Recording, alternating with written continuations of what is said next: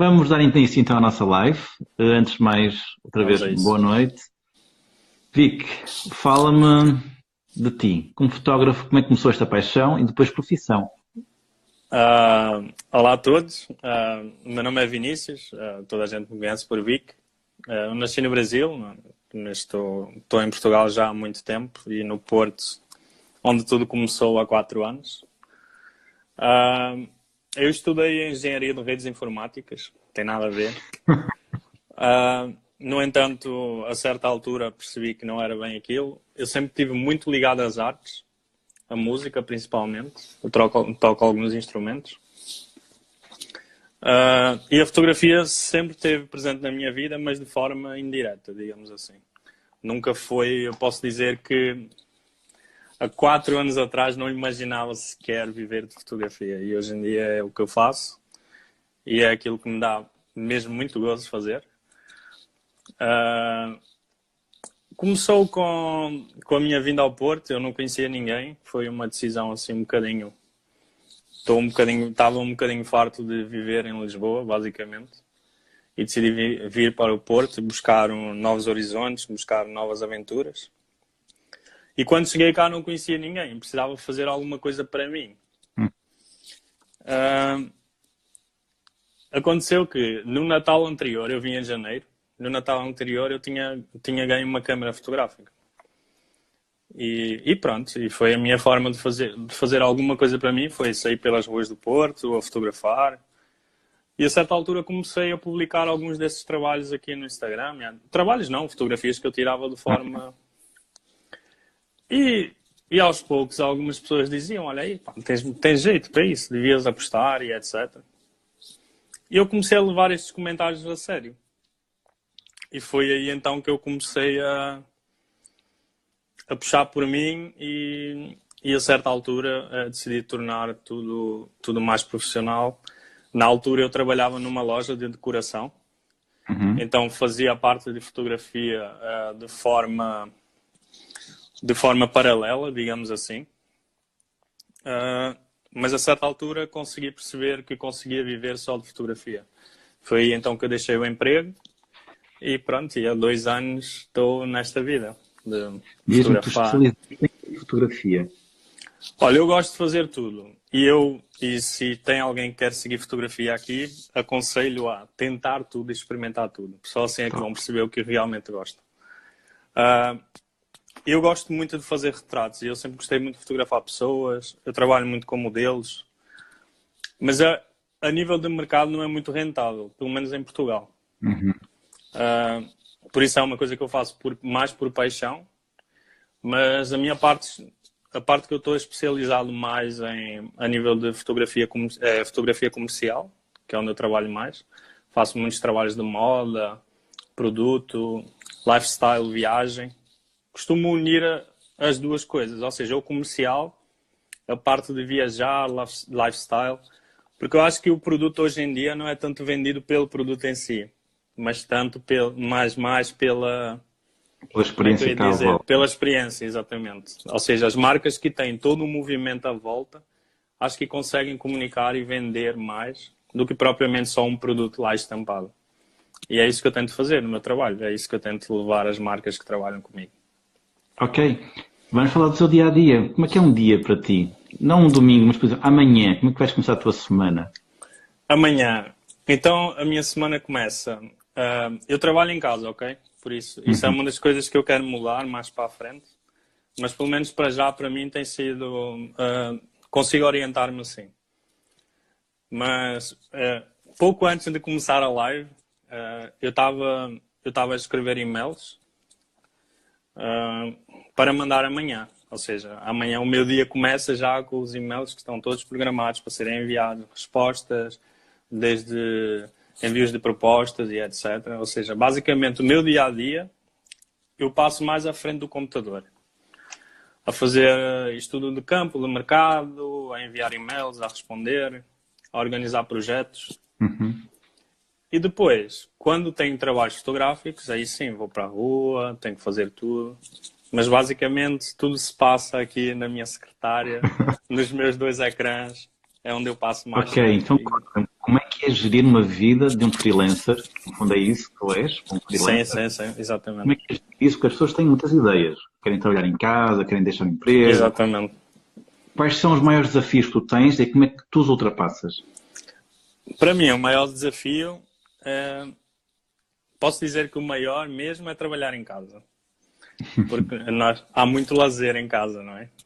Acho Sim. que mesmo a cama é um lazer, digamos assim.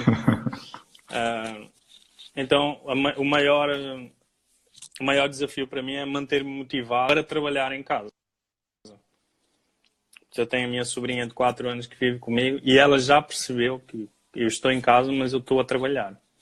E ela só tem 4 anos e eu consegui Aham. transmitir-lhe isso. Eu estou em casa, mas estou a trabalhar. Mesmo os meus parentes, o meu irmão, a minha mãe, eles têm a noção que eu posso estar em casa, mas eu estou a trabalhar. E este, para mim, é o maior desafio, porque há dias que nós não acordamos motivados. E essa foi uma das razões pelas quais eu decidi pôr um espelho muito grande no meu quarto, Aham. porque eu acordo todos os dias e tenho necessidade de olhar para mim e dizer: mais um dia, vamos lá, tipo, tens que motivar. Então, eu trabalho muito com automotivação e isso é uma das coisas que eu falo muito no meu workshop também. Uhum. Porque se eu não. Workshop aqui. Eu faço workshop de fotografia, de edição de fotografia, Ok. e agora vou lançar a primeira edição de fotografia em campo, que vai ser em Marrocos em abril. Boa, eu vou-te ajudar a divulgar isso. Mas à parte de Vamos a publicidade, vamos isso. falar. Diz-me uma coisa, tu nunca tiveste episódios do estilo, estás a falar com um cliente e a tua mãe grita, Vini, o jantar está na mesa. Não, não, não. Por acaso, é assim, eu vivo com o meu irmão. E o meu irmão passa Sim, muito tempo fora de casa. ok. E a minha sobrinha fica com a minha mãe. Ou seja, o tempo que eu tenho em casa que eu estou a trabalhar, eu tenho muita privacidade, digamos assim. Então, por acaso isso nunca aconteceu. Já me aconteceu algumas vezes, quando a minha sobrinha está cá, não é? Dela entrar no quarto, mas logo percebe que eu estou a falar ao telefone, qualquer coisa, sai lentamente. Mas o que eu tento fazer sempre é quebrar um bocadinho essa barreira das conversas via telefone, etc. E tentar estar presencialmente. O que Ok, acontece muitas vezes é que eu tenho muitos clientes em Lisboa, por exemplo. Então aí não há como fugir. Eu tenho preciso mesmo deste tipo de comunicação via telefone, via e-mail, via conferências. Mas ok. acho que nunca aconteceu assim nenhum episódio muito constrangedor. Agora, falando de ti no teu dia a dia, há bocado falaste-me do teu. Para mim, a palavra que me surgiu foi auto-coaching, tu usaste outra, foi automotivação. Automotivação, sim. Auto... Como é que tu chegas lá na tua automotivação? Tu acordas, imagina, 7 horas de sono bem dormidas ou 8, mas está a chover e pá, aqueles dias cinzentos no Porto, e assim, carambas, quero também ir para a praia agora, ou falta aqui um sol. Como é que tu automotivas? Um, eu é assim, eu durmo muito pouco. E quem me conhece, se tiver algum amigo meu a assistir isto, sabe que eu durmo muito pouco. Eu durmo entre 4 a 5 horas por dia. É uma forma que eu tenho de. E eu tenho. Enquanto eu não tiver o trabalho feito, eu não estou sossegado. Basicamente é isso. Então, toda essa história de eu ter feito um curso, não ter seguido carreira nesse sentido, ter contrariado, de certa forma, algumas expectativas que algum familiar tinha em mim, me fez pensar, não, eu vou seguir o meu sonho, mas eu preciso ter os pés no chão e preciso mostrar a toda a gente que eu sou capaz. Ser freelancer em Portugal é muito difícil. Muito, muito, muito, muito. Por Seja isso na é que área estás de aqui hoje. design, exatamente. Mesmo na área de design, fotografia, é muito complicado mesmo. E eu vejo isso e noto isso também nas pessoas que até frequentam o meu workshop. As pessoas partilham também experiências e eu vejo que eu sinto que tive aquela pitadinha de sorte, não é? Aquele bocadinho assim, um tempero, que me ajudou a conseguir certas coisas em 3 anos que há pessoal há 5, 6, 7, 10 anos a tentar conseguir.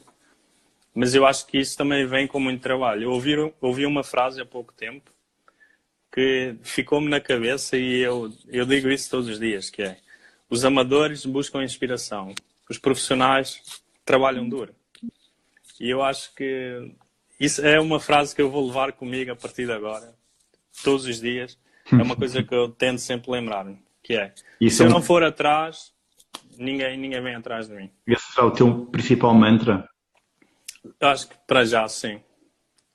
É pensar que se eu não organizar tudo, se eu não tratar de tudo, mesmo a parte financeira sou eu que trato, gerir essa parte como freelancer, não é? Deves saber que nós não temos um rendimento fixo, então nós temos que pensar sempre naquele mês mau e etc.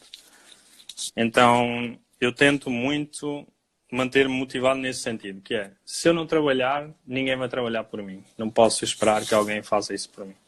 Diz-me uma coisa, o que é que tu achas que foi a pitadinha de sorte que tiveste? Fruto de muito trabalho. Trabalho, muito trabalho também, mas eu tive a sorte de...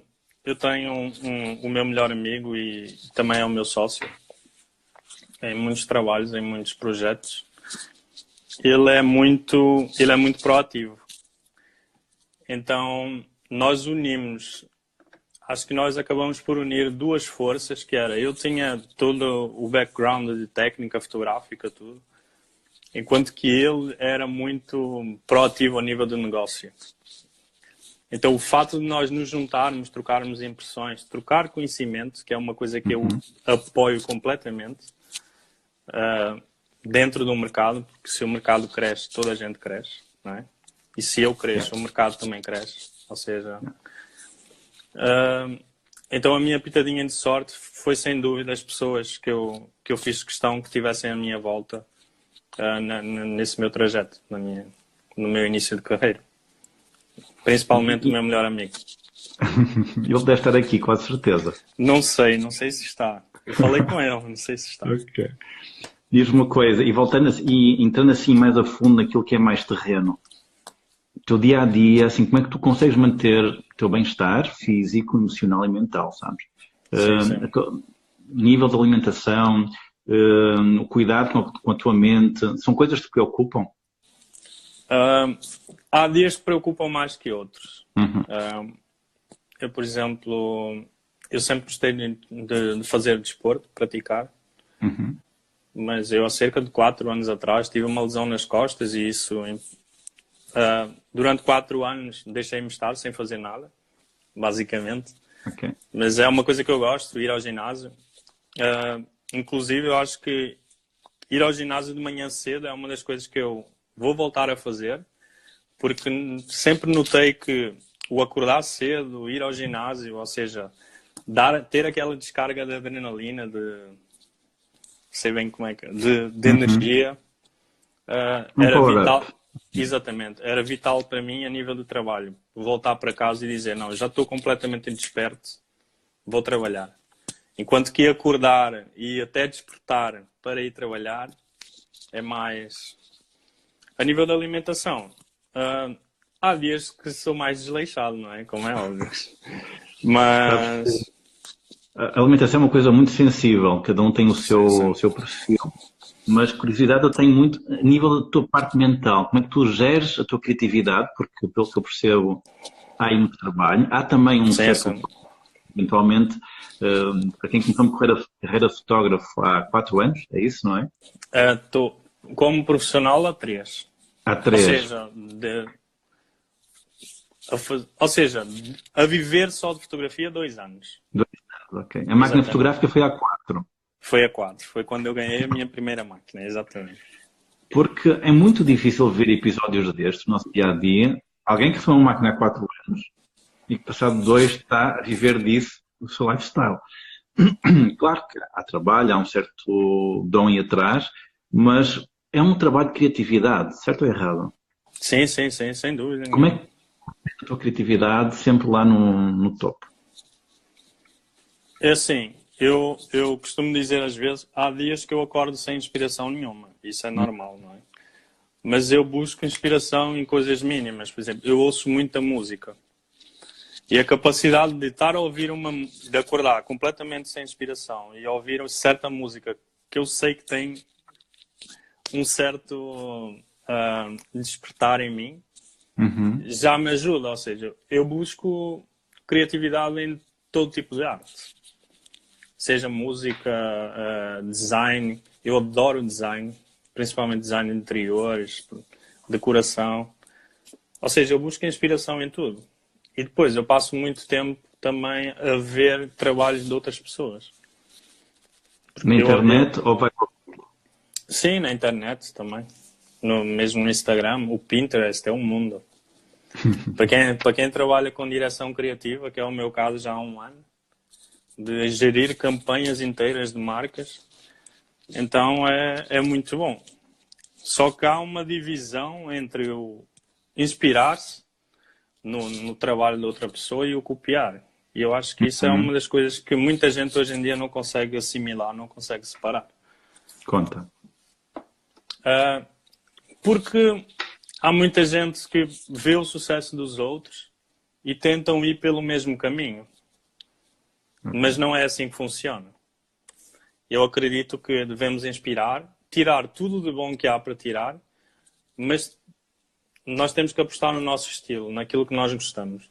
Não podemos tentar emular outras pessoas ou outros estilos, porque não vai funcionar. Simplesmente assim.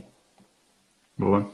E diz-me uma coisa, durante o teu dia, tu costumas ter algum tipo de ritual?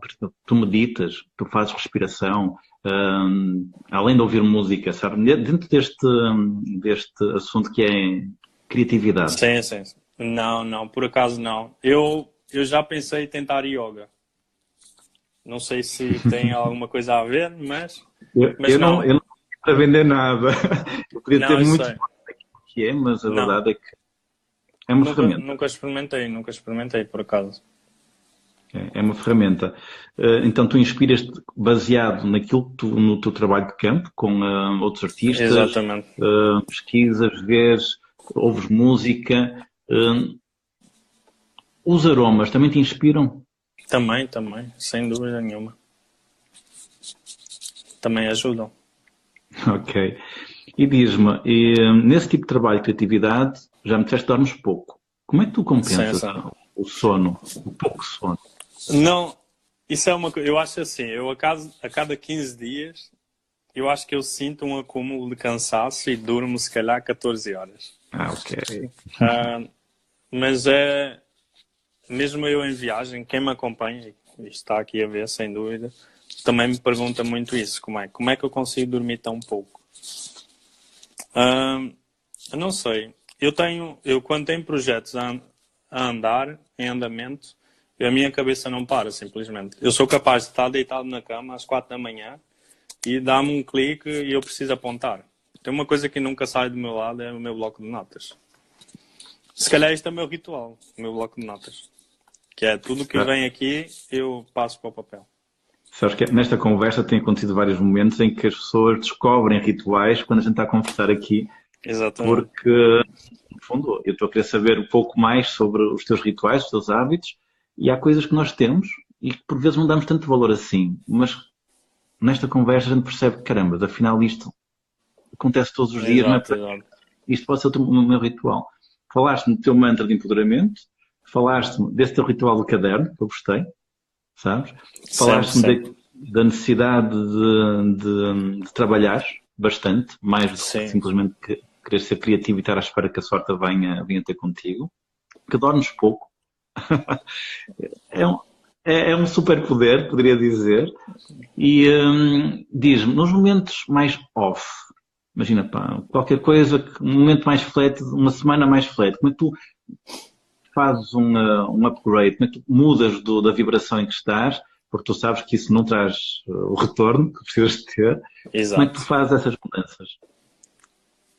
Eu tenho sempre algumas, ou seja, eu tenho alguns projetos sempre que eu vou apontando, não é? Que eu tenho, mas que eu sinto que não são urgentes. Ou seja, são uma espécie de cartas na manga, digamos assim. Okay. Então, obviamente, como freelancer, há aqueles períodos que nós temos menos trabalho, não é? E temos menos... Quer dizer, temos menos trabalho se quisermos, lá está. Mas realmente são esses trunfos que eu tenho. São alguns projetos que eu tenho guardados e que eu sinto que têm potencial, mas, ou seja, porque é que eu vou desgastá-los já se eu posso utilizá-lo numa altura em que eu estiver mais apertado. Ou... Pronto, então eu Ok. tento ter sempre esse background.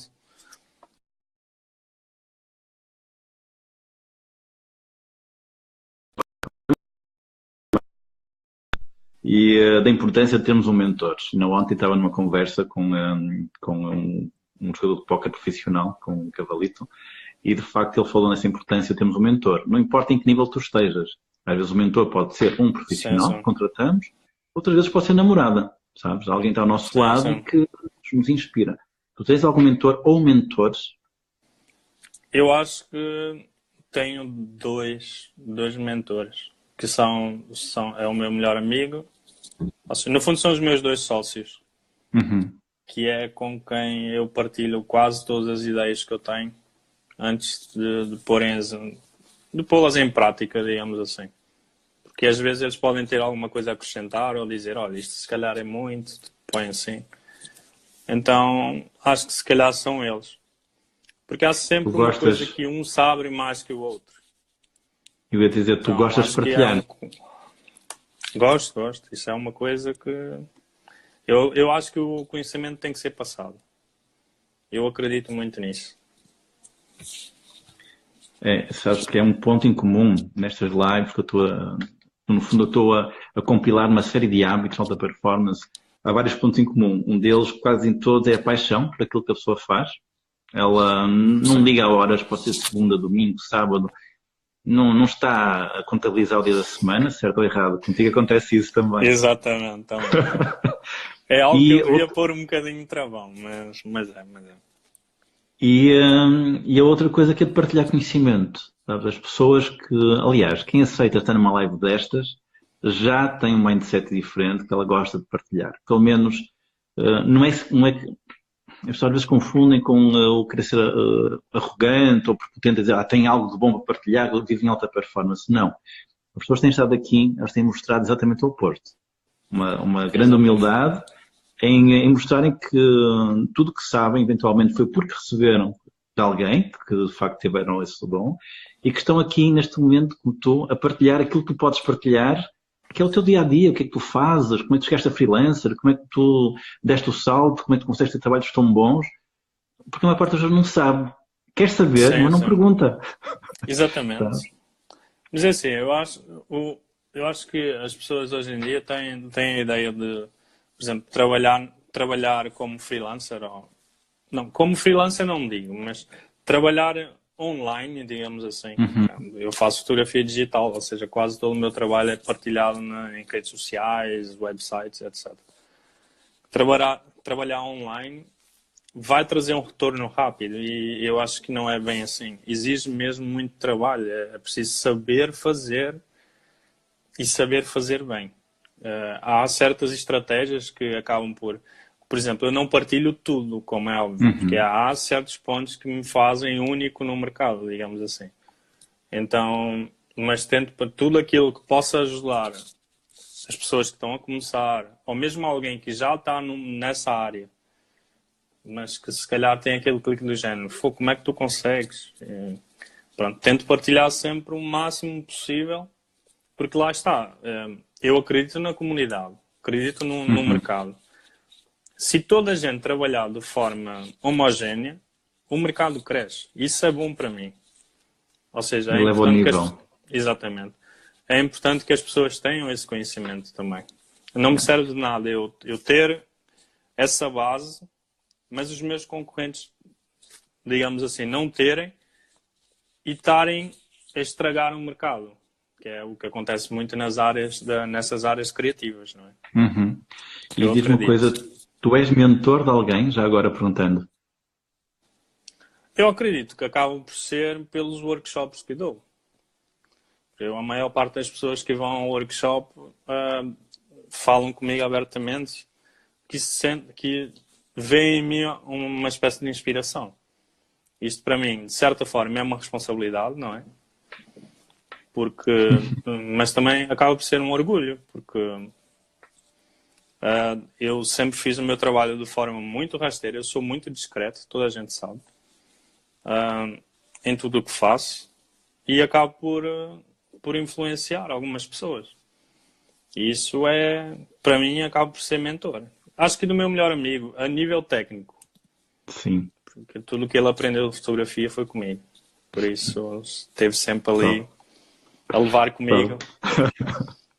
Então, e sabes que meia hora já quase passou, ouvi. Já? Mas se for para continuar, continuamos.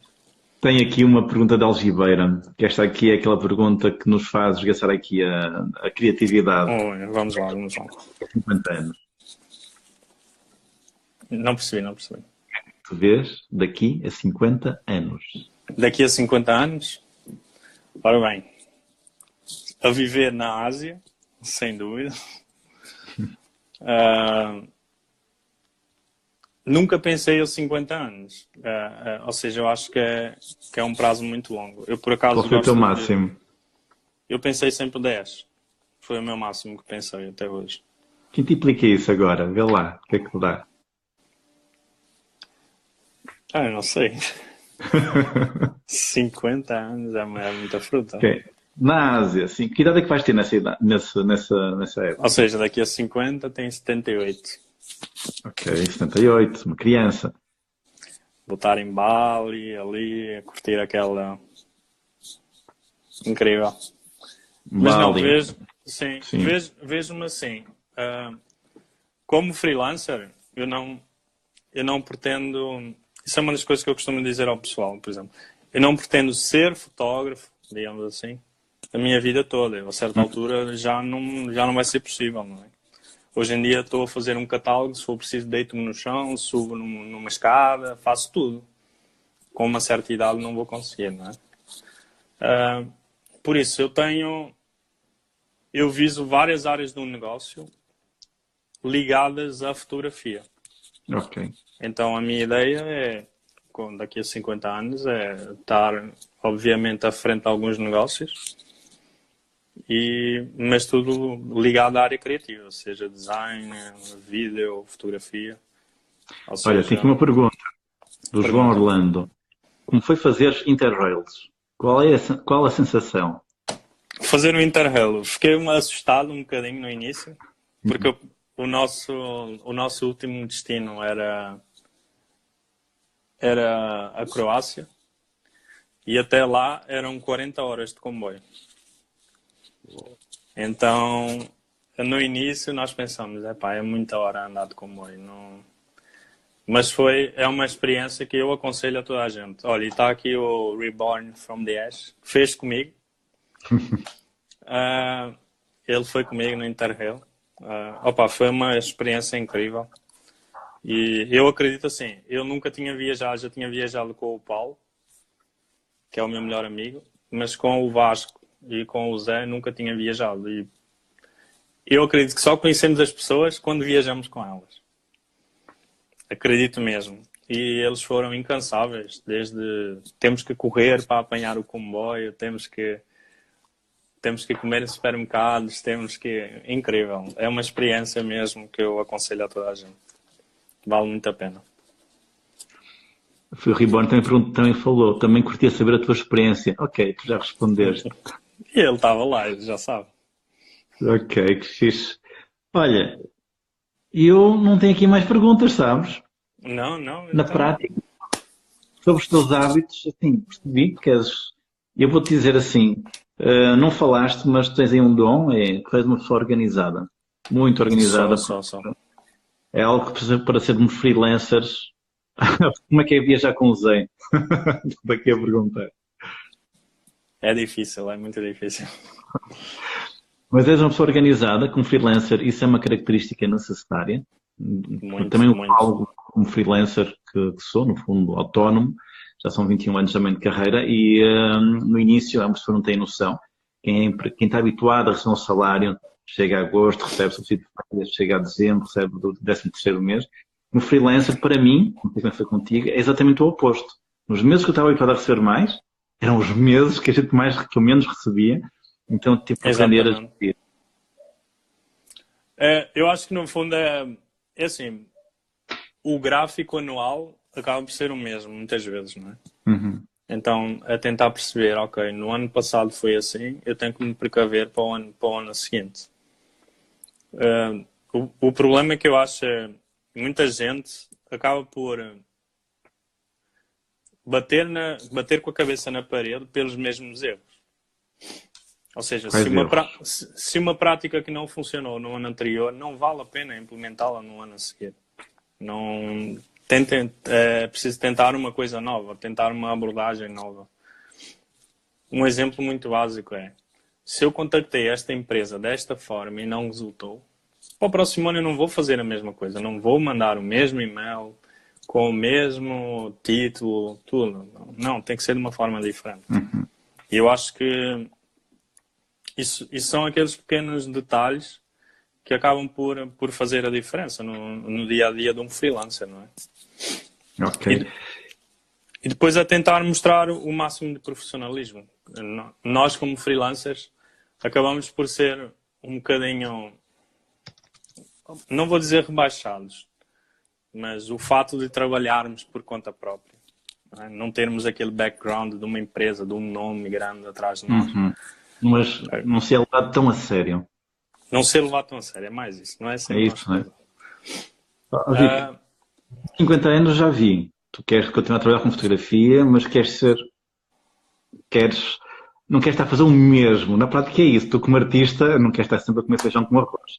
Exatamente. Mas gostas de comer, ou seja, gostas de fotografar. Um exercício mais simples. E daqui a um ano? Daqui a um ano? Daqui a um ano quero ter, sem dúvida, já a minha empresa, a minha produtora, digamos assim. No fundo já trabalho nesses moldes, mas ainda é uma coisa que faço esporadicamente e que eu gostava de fazer mesmo muito a fundo. Por isso é sem dúvida ter o meu nome de forma fixa, não é? Ter a minha empresa, continuar a trabalhar com as marcas que eu já trabalho, acho que isso é o mais importante, eu conseguir que elas continuem connosco e conseguir novos clientes, conhecer novas pessoas, é mais isso.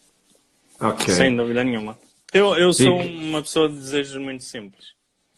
És uma pessoa com pé na terra. Ou porque usaste uma expressão interessante que é